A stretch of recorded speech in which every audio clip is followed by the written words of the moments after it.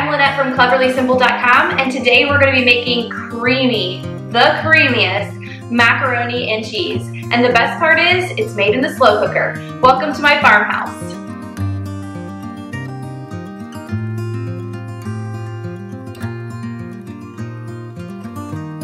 This is a recipe that we found in a newspaper article that my grandma had kept around for who knows how long, but it has become one of our absolutely favorite recipes to make for potlucks, family gatherings, holidays, you name it, we're bringing this macaroni and cheese. It's also become one of the most popular recipes on cleverlysimple.com. We're simply going to add all the ingredients to our crock pot, turn it on, and let it work its magic.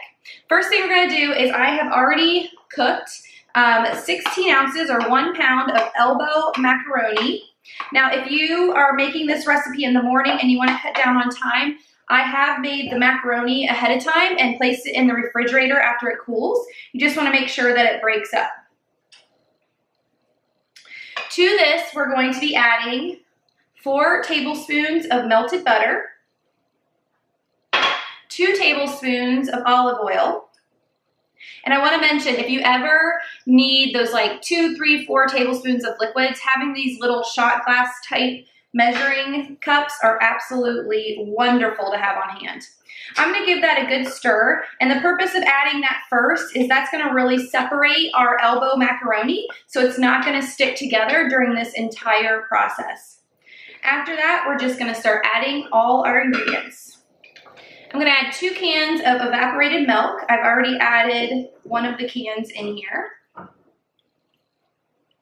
I'm going to add 2 cups of regular milk, whatever you have in the refrigerator. I usually have 2%, so that's what I'm going to add. I'm going to add 2 teaspoons of salt.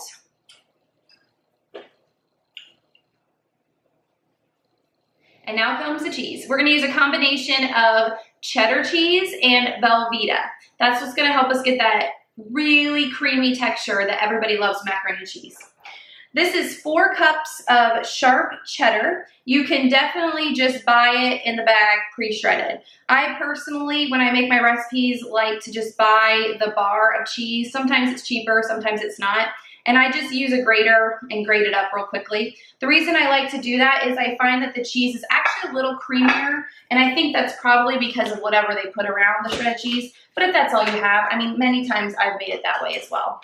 This is 2 cups of Velveeta, which is also, as I'm looking at my package, about 1 pound of Velveeta, so 16 ounces. And I'm just gonna cut this kind of up to cubes to kind of help melt it.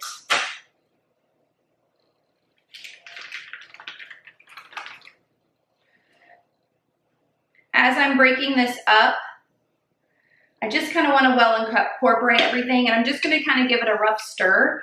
Now, as you stir it, you're going to feel like there's a lot of liquid in this, and that is completely okay. This is totally normal.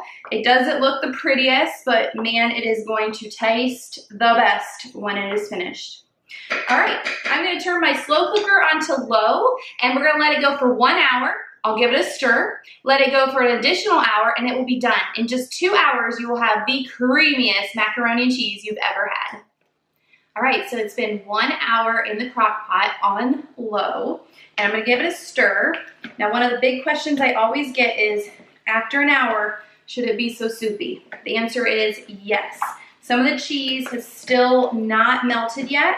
This is totally normal, and you have 1 full hour left.